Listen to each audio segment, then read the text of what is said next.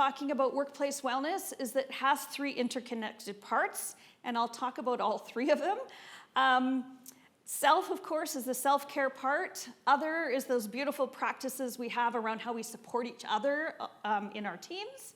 And the third one is system, which often seems like a big monster to people, but is actually both small and large things that we can do. It's about the practices, the policies, our ways of being together, and which one of them support well-being or take away from that.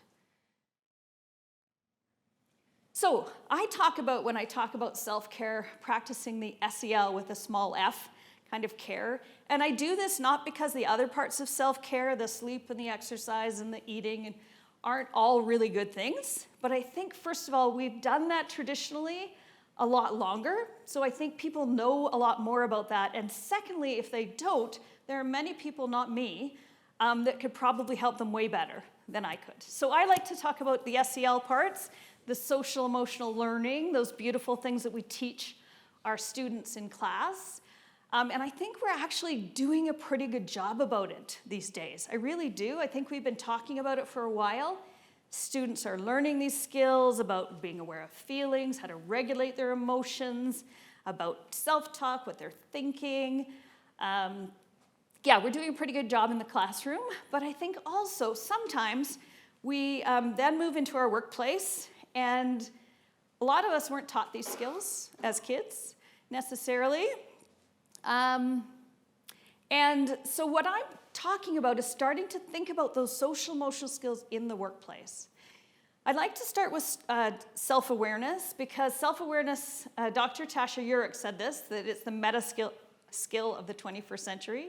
And I really do believe it. It's one of the things that sort of underlies or overlies, or I'm not really sure, many of the skills that, again, we're trying to teach our students in school, but also were very much needed in the workplace. Things like being aware of our own emotions, empathy, emotional intelligence, collaboration, critical thinking, the perspective taking, empathy. All of those things come from and start with self-awareness. So I'll tell you, for self-awareness, there are 2 different types.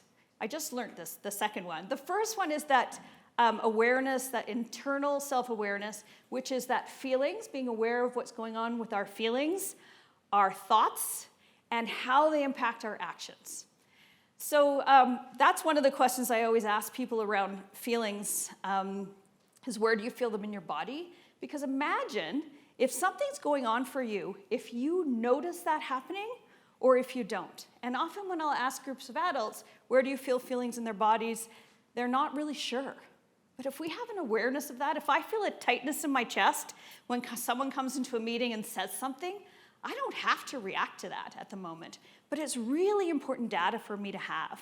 Dr. Mark Brackett wrote a book called Permission to Feel, and he says that feelings are data, not directives. If we don't pay attention to that, it's going to happen anyways. But if we pay attention, we've got a really important little bit of data for us to notice. So good to know about our feelings in our body, our thoughts, and how they impact our actions. That's internal self-awareness.